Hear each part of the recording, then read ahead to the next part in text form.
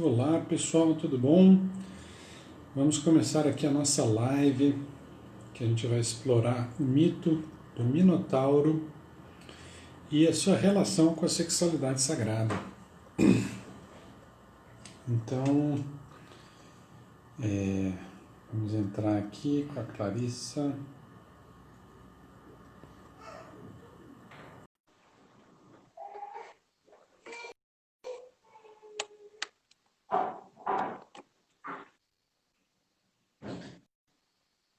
Olá, tudo bom? Oi, Pedro. Bom, querido? Tudo ótimo. Hoje acho que a conexão está melhor aqui, né? A minha também, né? Isso. Inclusive. Tá boa, tá boa. Eu Joia. fiz aqui uns negócios aqui em casa para garantir aqui.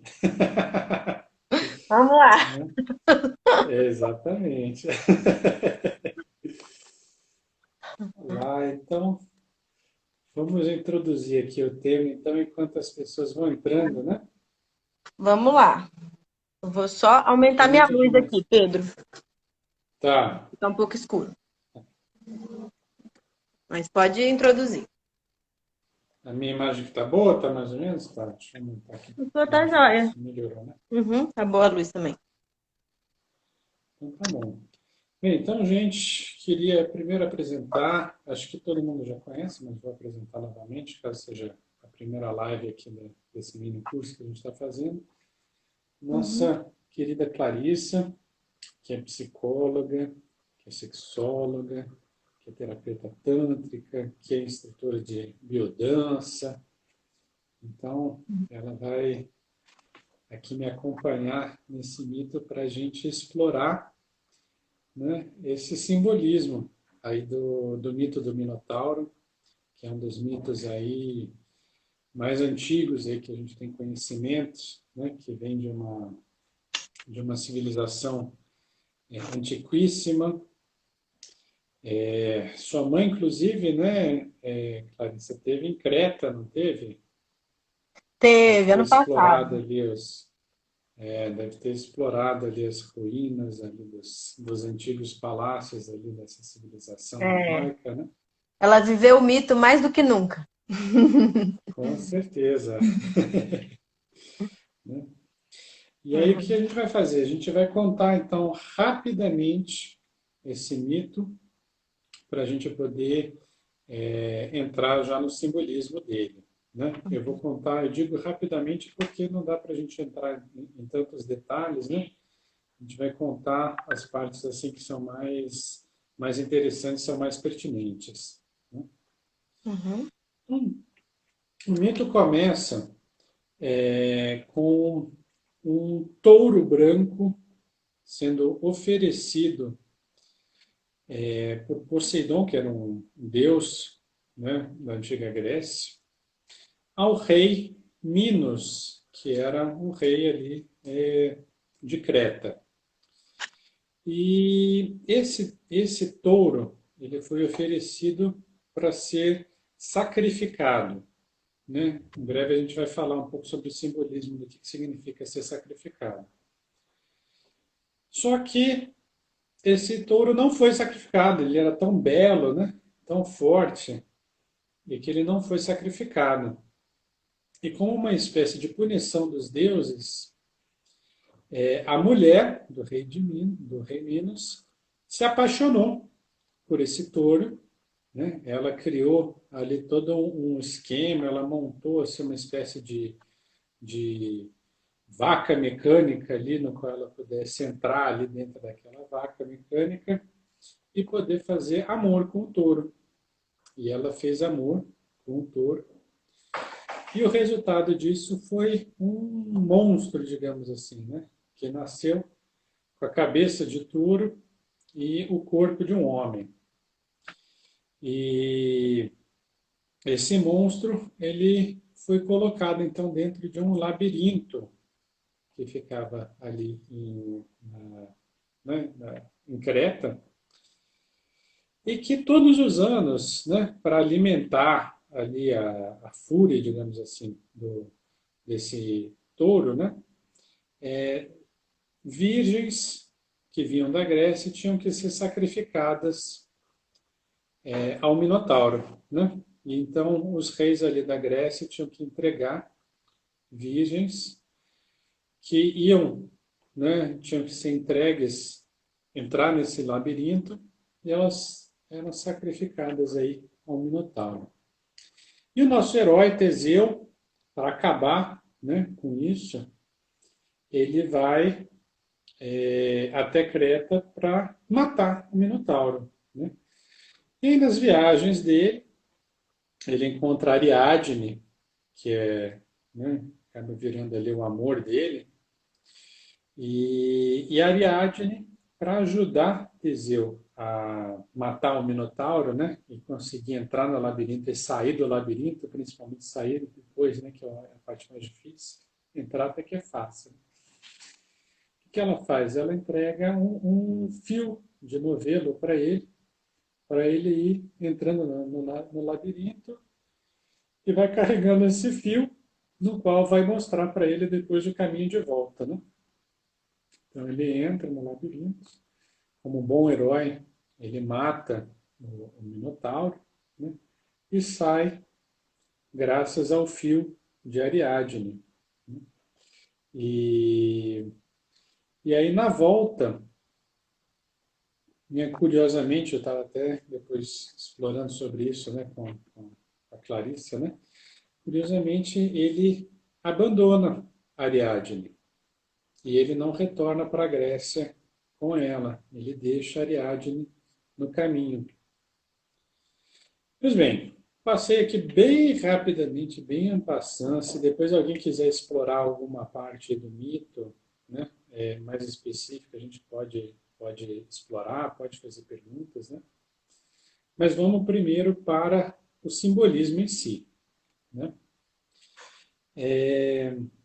Então, o touro, ele, inclusive até hoje, né, a gente vê o simbolismo ali do touro como fecundidade, né, a potência, a força sexual. E desse simbolismo, né, da fecundidade, da força sexual, o que se extrai? A abundância, né? Então, o touro ele tem esses dois aspectos e um é em decorrência do outro, né? Então, ele é essa força, essa potência, e essa potência traz a abundância, né? Inclusive, até hoje, né, eu estava falando aí para a Clarissa um outro dia, né, até hoje, o touro ele é usado como símbolo, por exemplo, de investidores aí no mercado financeiro, né? Quando se fala que o mercado está muito acessível, né? Se usa o termo em inglês de bullish, né? Tem um touro, tem uma imagem de um touro ali em Wall Street, né? E essa imagem já existia, esse simbolismo já existia desde a Antiguidade Antiga, né? E que vem dessa força, dessa potência. Pois bem, esse touro era para ser sacrificado, a gente falou. Sacrificado, hoje a gente usa o termo assim simplesmente, você mata, né? Matou, sacrificou. Não é bem isso, né? Se eu matar alguém, eu não sacrifiquei essa pessoa. Sacrificar vem ali do latim sacro, que significa sagrado, facere significa fazer. Fazer o que é o sagrado, né? Fazer os ritos sagrados. Então, quando se falava antigamente de sacrificar, significava entregar para os ritos sagrados. É por isso que tem relação, como a gente falou, com a sexualidade sagrada. Pois bem, só que ele não foi entregue aí para os ritos sagrados, né? Ao invés disso, ele foi usado, né, dentro de um propósito sexual, só que não sagrado. E aqui está a grande chave para a gente entender o mito, porque toda atividade sexual, toda atividade sexual, vai gerar um filho não necessariamente físico, mas um filho, digamos assim, metafísico, né? E essa atividade, ela pode ser sagrada ou não, né? Por isso que a gente vem colocando aqui tudo que a gente vem falando nesse mini curso sobre sexualidade sagrada, né? Porque a tua sexualidade pode ser sagrada ou não, dependendo do quê? Do como que você se relaciona com a atividade sexual em si. Se para você ela é sagrada e ela remete às coisas sagradas, remete às coisas boas, às coisas nobres, às coisas superiores, então você vai criar disso um filho sagrado. Então, lembrando, né? Ele Poseidon entregou o touro para ser sacrificado, para ser tornado sagrado, né? Mas ao invés disso, ele não foi tornado sagrado. Então ele ficou o quê? Profano, né? Digamos assim. E aí ele criou o quê? Um filho profano também, no qual foi jogado no labirinto. Bem, o labirinto, ele é um símbolo, né, universal do nosso inconsciente. Por que o labirinto é o nosso inconsciente? Né? Porque o nosso inconsciente ele trabalha em imagens, né, que muitas vezes, assim, quando a gente vai começar a analisar, parece coisas assim desconexas, né? Tenta pensar, por exemplo, num sonho.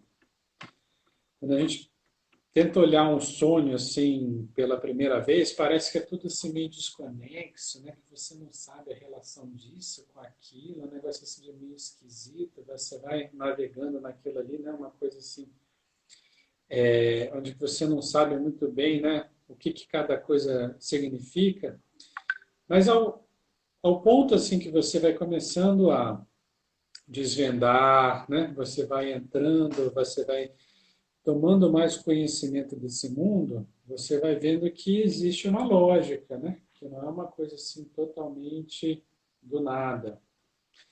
E o que acontece? Na atividade sexual, aquela imagem no qual a gente se relacionou, a gente joga diretamente para o inconsciente.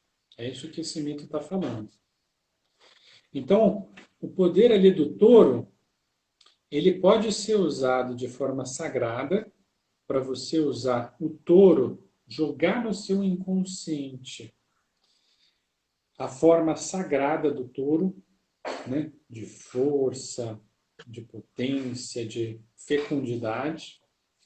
Isso vai fazer o quê? Com que essa imagem que fica ali no seu inconsciente vai reproduzir isso na sua vida. Então a sua vida vai começando a tomar, né, esses rumos de fecundidade, de força, de potência, porque você jogou essa imagem no seu inconsciente. Ou você pode relacionar como uma coisa assim de pecado, né, de de coisa errada, de coisa suja. E você vai jogar o quê? Isso no seu inconsciente. Você vai jogar a sujeira no seu inconsciente, o erro, a vergonha. Vai jogar isso no seu inconsciente. E se você jogar isso no inconsciente, o que o mito nos diz, né? Você vai ter que penetrar esse labirinto e enfrentar, né, esses arquétipos invertidos, digamos assim, que foram colocados lá, para você regenerar o teu inconsciente. Né? Então, a sexualidade sagrada, nesse mito, ou seja, os outros mitos a gente foi preparando, né? Para a gente ir entendendo, né? A relação da sexualidade com a nossa psique, né? A relação que existe com o nosso corpo, de sacralizar no mito do rei Arthur, né? Que foi a live anterior, a gente falou do sacralizar, né? O pênis, sacralizar a vagina. E aí agora a gente está falando da parte prática, a parte prática mesmo, como usar a sexualidade sagrada. Então, quando a gente entra, né, na atividade sexual, mas com o espírito do sagrado, do que a gente vai realizar aquele ato, mas buscando o que a gente tem de melhor dentro da gente, buscando os arquétipos em seu sentido aí mais nobre, mais verdadeiro. Então, o que a gente faz? A gente dá força para esse arquétipo no nosso inconsciente. E como a gente dá força para ele no inconsciente, ele vai se manifestando na nossa vida. Então, muitas pessoas falam, a lei da atração, né? Como que a gente faz para atrair? A gente faz para atrair assim, alimentando aquele arquétipo no seu inconsciente. E o inconsciente, naturalmente, vai gerando os impulsos na sua vida para atrair aquelas experiências. E o instrumento mais forte, né, existem outros instrumentos, mas o mais forte, o mais poderoso é pela força sexual. Porque quando a gente está engajado ali na atividade sexual, e principalmente ali no momento do orgasmo em si, existe um transe. A gente entra num estado alterado de consciência. A gente não está no mesmo estado de consciência normal. Então, nesse transe, você abre todas as portas, todos os canais. E aquilo que você joga fica lá dentro do seu inconsciente. Aí vai a reflexão, né? Primeiro, o que é que a gente tem jogado no nosso inconsciente, na nossa vida, se a sexualidade não é sagrada? Se a gente não lida com a sexualidade de forma sagrada. Uhum. Né? Então, isso é uma reflexão. Né? Quais foram as coisas que a gente jogou lá no nosso inconsciente?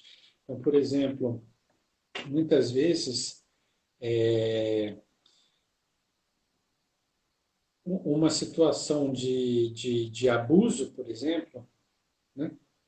E que a gente viveu e experimentou ali, a gente pode ter jogado aquela situação ali no nosso inconsciente e a gente faz com que a gente repita aquela situação, né? Porque foi um elemento que a gente jogou lá dentro. Uhum. Mas a boa notícia é que, assim como Teseu, nós podemos entrar lá e modificar isso, modificar Uhum. essa situação, transformá-la. Como? Principalmente trazendo o quê? Os símbolos nas suas forças arquetípicas primordiais e unindo eles à nossa força erótica, a força sexual. Né? Então, trazendo essa sacralidade para o ato sexual, para o ato de fazer amor, a gente deixar de lado, né, esse sentimento de vergonha, de sujeira, e incorporar a beleza do ato, né? Aquilo que é mais nobre, aquilo que é mais verdadeiro, e associar, porque a criação é o ato de criar a vida. Então ele é belo, ele é nobre, então ele tem que ser sacralizado. E quando a gente faz isso, o que a gente vai fazendo? A gente vai regenerando a gente mesmo. Né? Uhum. E isso é o sacrificar o touro que os deuses pedem. Né? Ou seja, tornar um sacro ofício. Né? Fazer o que é sagrado. Uhum. E é isso. Então, Clarice, eu queria que você comentasse então, um pouquinho em cima dessas coisas que a gente Uhum. colocou, que eu falei. O Pedro sempre traz como um filósofo estudioso aí das escolas de mistério, né? Sempre traz nuances, né? Assim, Deus mora nos detalhes, né? Então, dizem que o diabo também, né? Mas, e é bom a gente compreender esses arquétipos também, né? Deus e o diabo dentro da gente, então, Sim. e trazer à luz da consciência esses mistérios, né? Assim, acho que você faz isso muito bem, né? Acho que você adentra no seu labirinto, no seu inconsciente, na sua psique, né?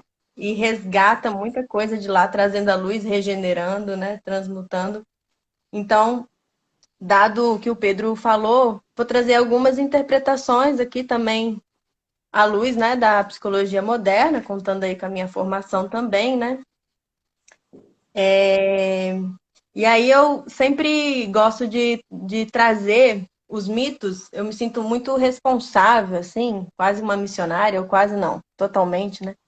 Por trazer também à luz a questão do princípio feminino, né? O quanto ele é importante a gente entendê-lo em pé de igualdade com o princípio masculino, né? Porque o masculino, ele já está bastante compreendido, né? Ele já é por si só a consciência, né? Então, o feminino é o inconsciente, é o oculto. E na nossa cultura patriarcal, ele tende a ficar bastante.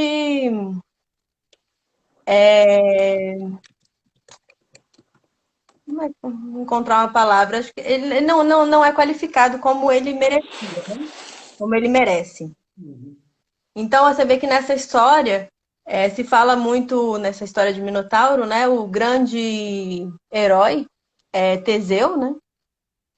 Mas tem algumas coisas que são muito interessantes, alguns aspectos que são muito interessantes. Por exemplo, quando Pasífae se apaixona pelo touro, né? Aquilo é vamos dizer assim, uma maldição dos deuses, né? Por Minos não ter sacrificado, não ter oferecido, feito essa oferenda aos deuses, né?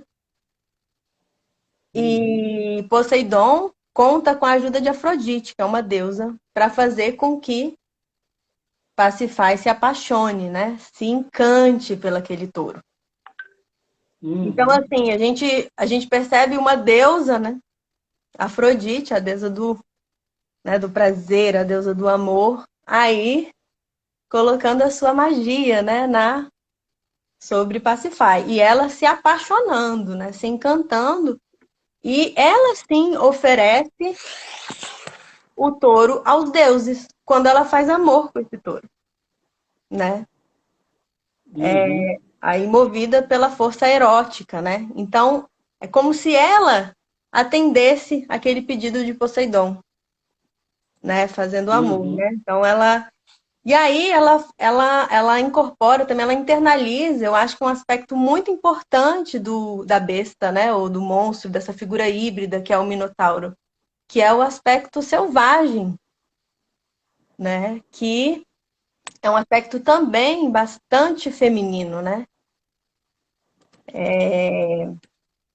Mas que a gente precisa, quando eu falo feminino, a gente precisa recuperar eles de homens e mulheres, né? Uhum. Então, primeiro, assim, eu quero trazer esse tema, né, Pedro? Não sei se você já ouviu aí nas escolas de mistério alguma coisa nesse sentido, né? Então, acho que esse é um primeiro ponto, né? Ela Pacify fazendo essa oferenda e realizando também o seu aspecto selvagem, né? Que Minos ficou completamente desmoralizado, né? Porque imagina, a Uhum. mulher dele foi, né, traiu ele com um, um, um animal. Então isso é muito desmoralizador, né? Na verdade, esse daí, né? Eu acho que a gente pode entrar um pouquinho nisso daí. Eu acho Uhum. que vale a pena entrar nisso daí. Existem vários mitos aí na antiguidade, né? E inclusive na Bíblia, que eu vou chamar a atenção aqui, muito interessante, que fala sobre os Nefilins, né? Na Bíblia, ele fala que ali antes do dilúvio, haviam gigantes que andavam pela terra, né? Uhum. E que esses gigantes, os gigantes aqui a gente não tem que interpretar como pessoas altas, né? Mas gigantes como pessoas muito poderosas, pessoas muito grandes, né? Internamente. Eles eram filhos dos filhos de Deus que se apaixonaram pelas filhas dos homens. Então, isso daí é uma coisa assim, muito interessante, né? Que ou seja, as filhas dos homens, ou seja, as mulheres, né? Elas conseguiram engravidar dos filhos de Deus que não são homens, né? São como se fossem anjos. Uhum. E desse resultado vieram os gigantes na Terra, né? E eles falam que as histórias antigas dos heróis, né? O próprio Teseu, Aquiles, que eles, na verdade, seriam os resultados, né, desses gigantes, né? Seria desse casamento, né? Ora, esse casamento, ele obviamente não é um casamento físico, ele é um casamento metafísico, Uhum, né? Que é o quê? De você trazer uma força, um poder, se conectar com essa força sexualmente, uhum, né? Então, os anjos, eles são assim como se fossem forças, né? Poderes da natureza. E você se conecta com esses poderes sexualmente. E o que, que acontece? Em você cresce algo novo, né? Não é fora, dentro de você cresce algo novo. Agora, para fazer isso, você tem que até um homem pode fazer isso se ele entrar em contato com o seu aspecto feminino. Porque para você receber, você tem que usar a sua energia feminina para ser fecundado. uhum, Né? Mas é mais fácil, obviamente, uma mulher entrar em contato com o seu feminino do que um homem, né? Normalmente. Por isso que nas escolas de mistério, na verdade, os homens tinham que aprender a entrar em contato com o seu feminino para poder fazer isso. uhum, Mas é por isso que se fala das filhas dos homens, né? Que elas realizavam esse ritual, que é basicamente esse mesmo ritual que o mito conta, né? uhum, Dela fazer amor com um touro. Obviamente que esse touro não é um touro físico, mas é a ideia metafísica do touro, né? É a ideia de força, de poder, né? uhum, De pujança, né? uhum, Então é a mesma coisa e que a gente pode ver isso daí descrito em vários outros mitos e outros rituais também, que é basicamente você falando sobre a sexualidade sagrada, né? uhum, Que é realmente você fazer amor com as forças da natureza, uhum. Muito bom. né?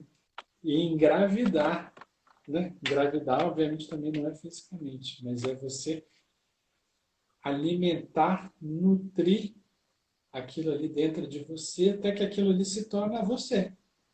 Uhum, uhum, exato. Né? Nesse caso, fazer amor com um animal, né, a gente pode realizar aí, ou recuperar ou regenerar os nossos instintos, né, a nossa animalidade, e nos tornarmos seres mais conectados com a natureza, com a nossa própria natureza, com o nosso próprio corpo, com a nossa própria visceralidade, né?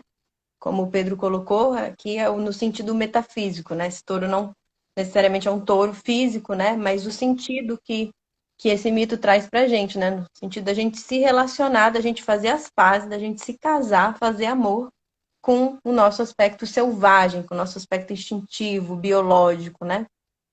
Então, isso eu acho que é um tema super importante, super pertinente nesse momento, onde a gente vê uma devastação, né? Das nossas florestas, dos nossos biomas, dos nossos bichos, né? Das nossas feras, nossas panteras, né? Esse é um ataque muito direto ao feminino, né? Ao nosso, a nossa matéria, né? Que é espiritual, né? A gente separou essas dimensões por um equívoco, né? Um erro no meio do caminho, né? Mas que a matéria é espiritual. Então, trazendo aí esse mito também para um momento muito atual, né? Um tema assim muito caro, muito importante aí, porque não é a natureza, né, que precisa da gente, mas a gente é quem precisa dela, né?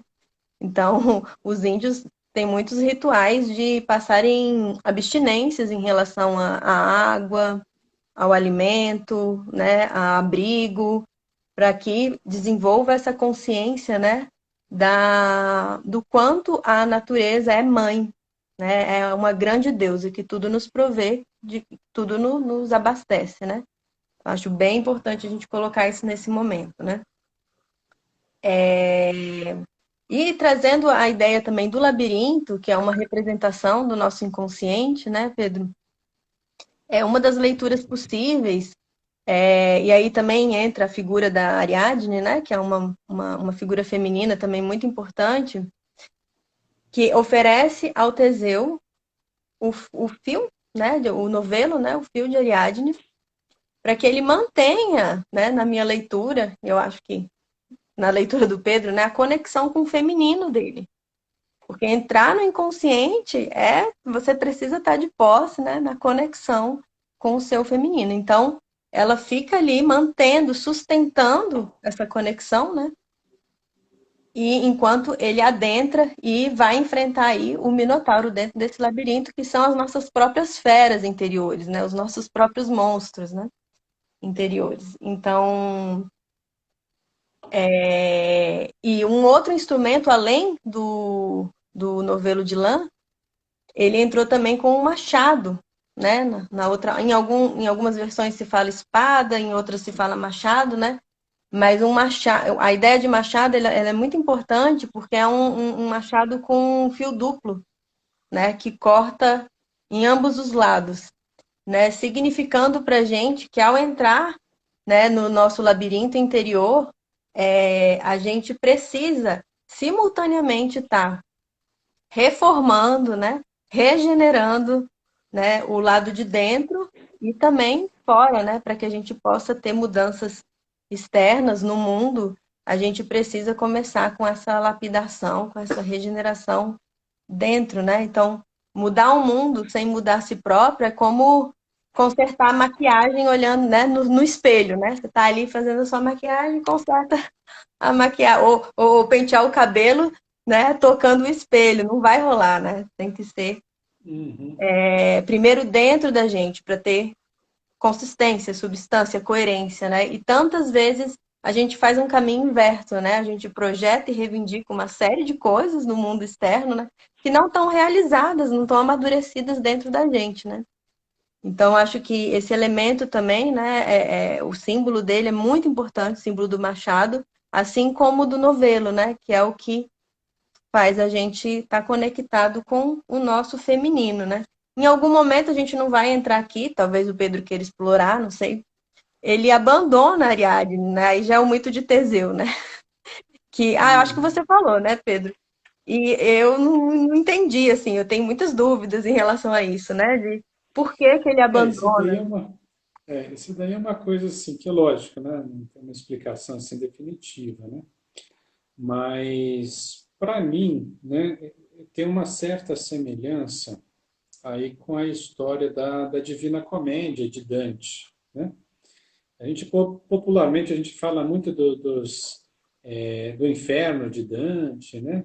Dos sete círculos do inferno, sete ou nove, agora eu me esqueci se são sete ou são nove, acho que são nove círculos do inferno de Dante, né?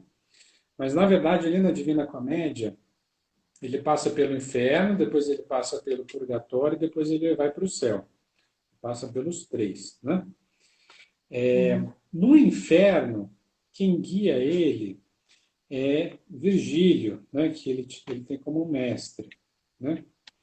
Agora, quando ele chega ali no purgatório e vai subindo para as regiões mais elevadas, digamos assim, de consciência, o mestre dele, Virgílio, abandona e surge uma guia, a Beatriz.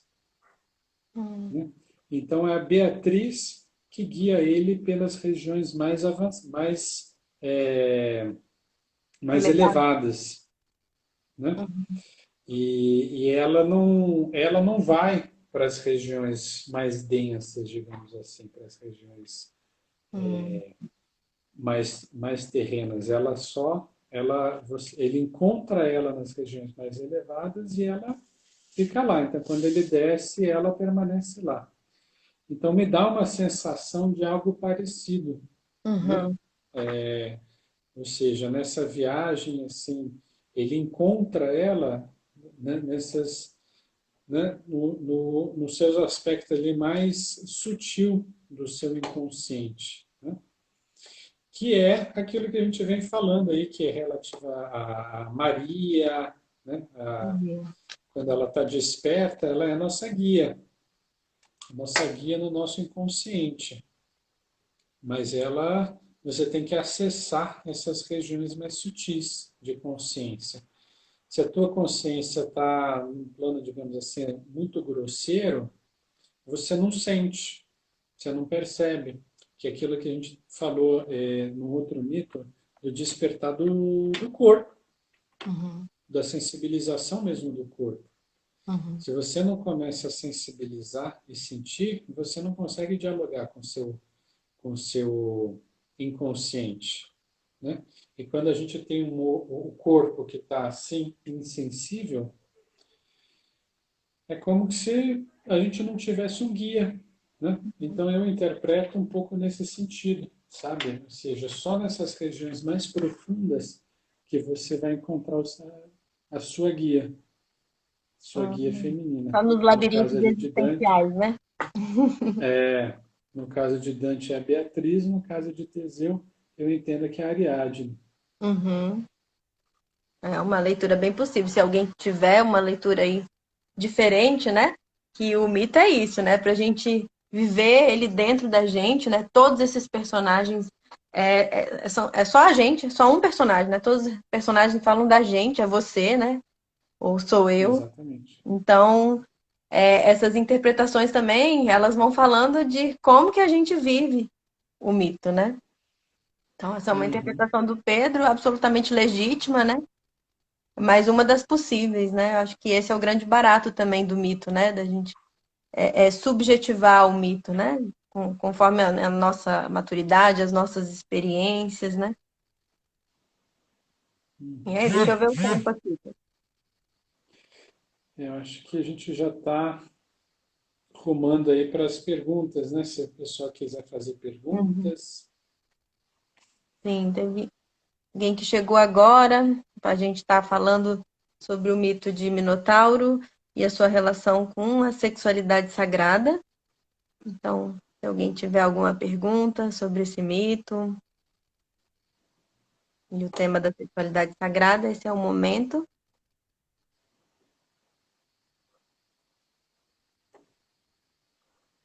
Parece que vai tão rápido, né? Vai muito Quando rápido, a já gente estamos quase em gosta do que 40 a gente minutos. está falando. Quando a gente gosta do que a gente está falando, a coisa vai rápida. Bem, gente, então, se não tiver perguntas, pode deixar a pergunta depois, a gente vai deixar gravada aqui no Instagram. Uhum, Mas a nossa mensagem é principal que eu queria deixar hoje, né? A gente sempre cria no ato sexual. Então, se a gente tomar consciência e escolher criar o sagrado, né? Fazer com que a sexualidade se torne sagrada, então toda a nossa vida vai mudar.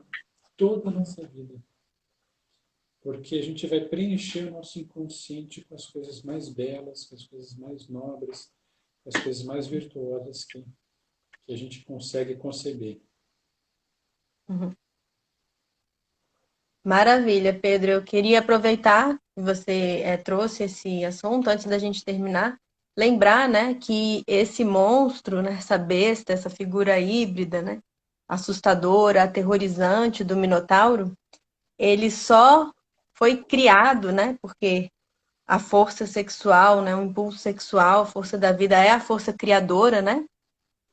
Então se criou essa figura, né, aterrorizante do Minotauro, porque ele não foi dado em sacrifício aos deuses, né? Ele não foi oferecido aos deuses, né? No sentido do sacrifício, como o Pedro bem colocou, né?